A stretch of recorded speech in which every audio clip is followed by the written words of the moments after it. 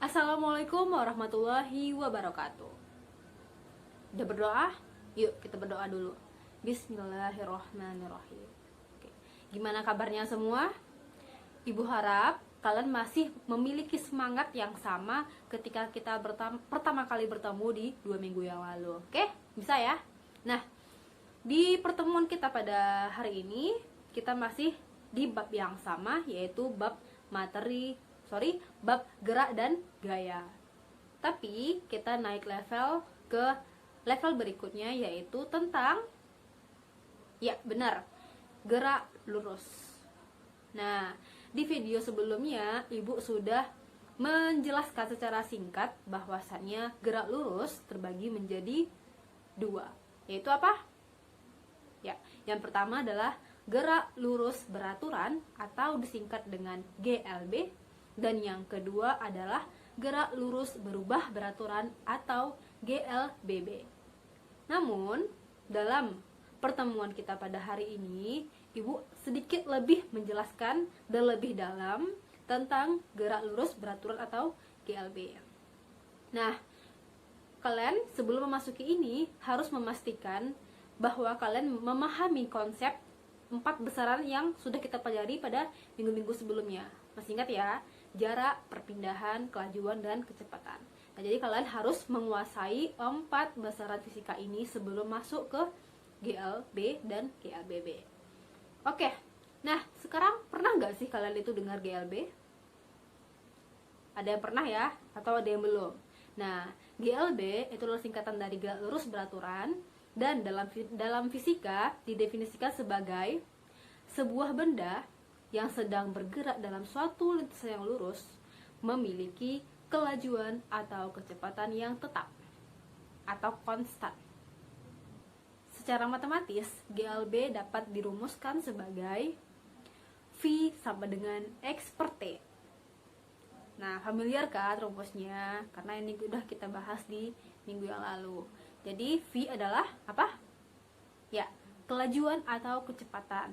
S atau X adalah, ya betul, jarak dan perpindahan. Kemudian apalagi? T adalah, ya, waktu tempuh dengan satuan adalah second. Nah, gimana sih Bu, kita kok bisa tahu sebuah benda itu dia mengalami GLB? Dari mana sih Bu kita tahu sebuah benda itu dia memiliki kelajuan atau kecepatan yang tetap? Nah, untuk mendeteksi dan untuk membuktikan bahwa teori ini benar adanya, maka diciptakanlah sebuah alat yang dinamakan dengan ticker timer.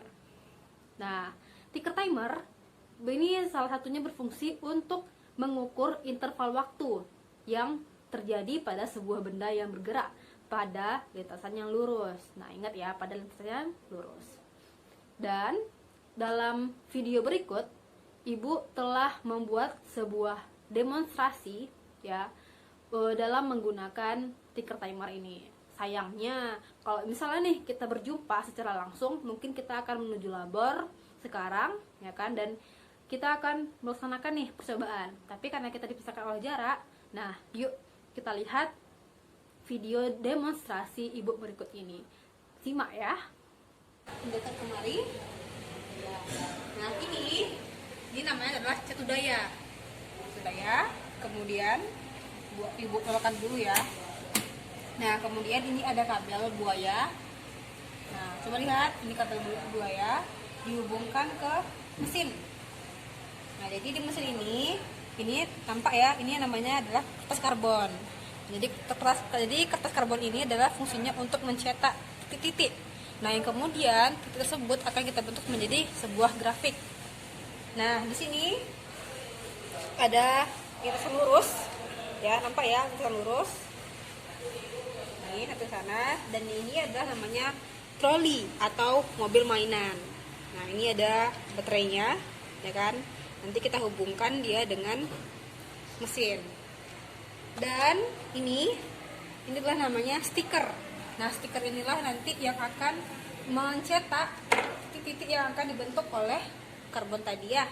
Oke, nah sekarang kita akan mencobakan gerak lurus beraturan terlebih dahulu. Nah, kita on kan atau kita sambungkan cetu daya dengan sumber listrik ya. Nah kemudian stiker ini kita potong. Nah kita anggap dia sebesar ini ya, sepanjang ini kita potong. Kemudian kita masukkan ke mesin. Nah di bawah karbon biar dia bisa mencetak.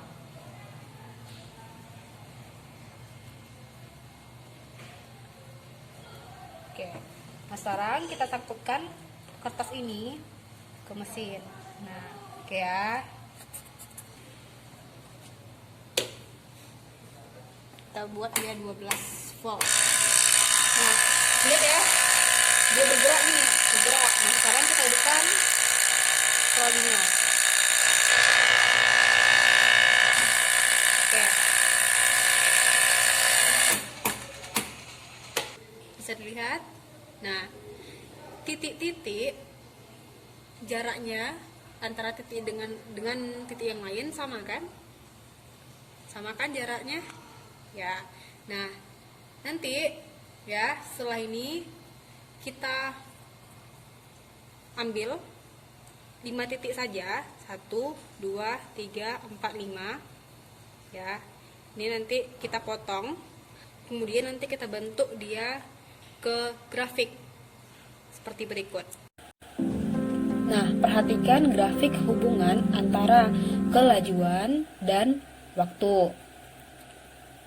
Jika kertas atau pita stiker tadi kita potong-potong dengan jumlah ketukan atau titik yang sama, nah, tadi kan kita 5 ya, 1, 2, 3, 4, 5 dipotong, kemudian disusun paralel atau sejajar seperti pada gambar, ini sejajar namanya ya, akan kita dapatkan bahwa jarak antar titik atau jarak antar partikel pada kertas stiker timer adalah sama. Oke ya, sama. Kemudian jika ditarik garis dari ujung sini sampai ke ujung sini akan terbentuk garis lurus. Nah dari sini nampak kan garisnya lurus. Kalau ditarik dari V kan lurus nih. Nah ini menandakan kelajuannya sama atau tetap. Misalkan kita bayangkan sebuah mobil yang bergerak pada detik pertama memiliki kecepatan 4 meter per second. Misalkan. Terus pada detik kedua masih sama jaraknya, kelajuannya gitu ya. Terus pada detik ketiga pun juga sama. Nah, begitu seterusnya. Jadi dia kelajuannya itu tetap.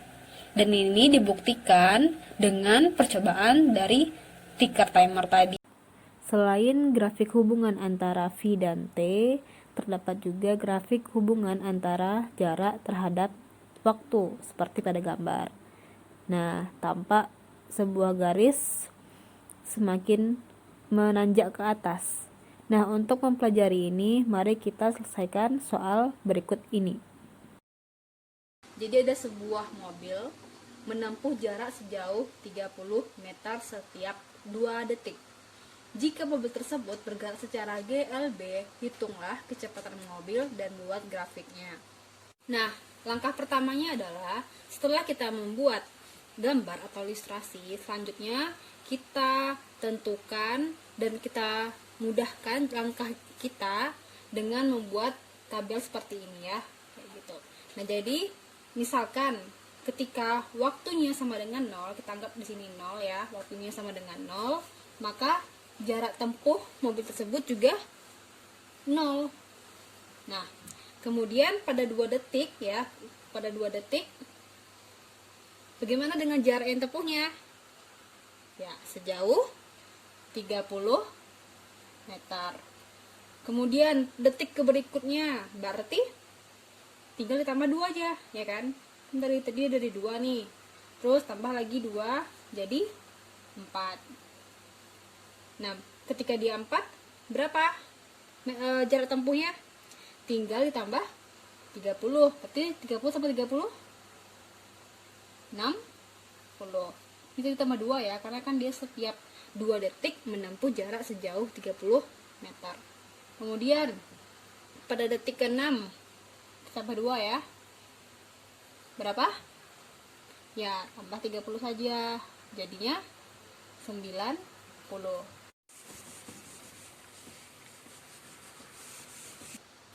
Kita akan membuat grafiknya. Nah, jadi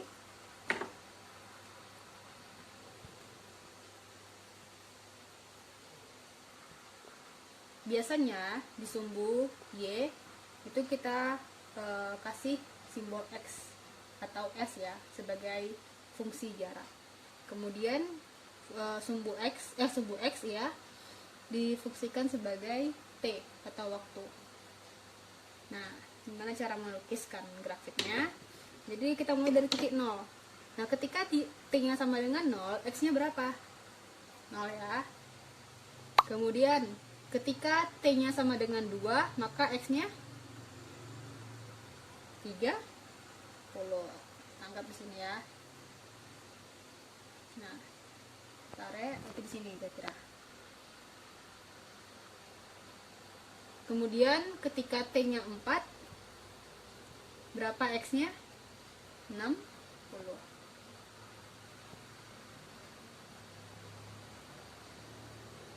Ketika T-nya sama dengan 6, berapa X-nya? 90.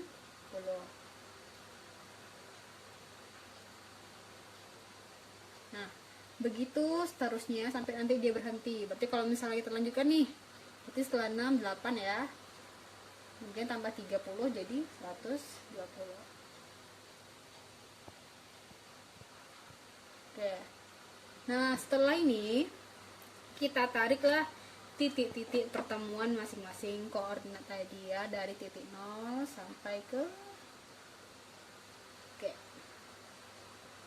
Nah, inilah grafik soal nomor 1. Jadi dia ketika T-nya sama dengan 2, maka X-nya adalah 30. Nah, dari grafik ini pun kita bisa mencari kecepatan mobil tersebut dengan menggunakan rumus V sama dengan delta S per delta T. Nah, misalkan kita tinjau dari sini dulu ya, dari yang Ibu arsir ini.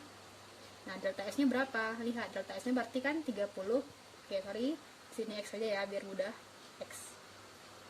Nah, delta S-nya berapa? 30 dikurang 0. Ini X ya. Kemudian delta T-nya berarti ini ya, 2 dikurang 0. 30 kurang 0 berarti 30 per 2 sama dengan 15 meter per second. Nah, inilah kecepatan mobil. Selain grafik yang ini, kita juga bisa mencari kecepatannya melalui grafik yang ini juga bisa, ya kan? Atau yang ini juga bisa. Nah, pasti hasil kecepatannya akan sama 15. Coba kalian buat catatan di rumah ya. Itu akan menghasilkan V sama dengan 15 meter per second. Nah, begitulah akhir dari pembelajaran kita pada hari ini. Apabila ada pertanyaan, silahkan hubungi Ibu melalui WA. Sebisanya akan Ibu jawab. Dan silahkan kalian selesaikan dengan baik LKPD-nya. Apabila ada hal-hal penting yang harus dicatat, maka catat ya. Karena ilmu tidak akan melekat jika bukan ditulis. Ya, kita akhiri pembelajaran pada hari ini dengan hamdalah, alhamdulillahirobbilalamin, dan doa penutup majelis. Subhanaka Allahumma bihamdika asyhadu alla ilaha illa anta astaghfiruka wa atubu ilaik. Ibu akhiri, wassalamualaikum warahmatullahi wabarakatuh. Dah.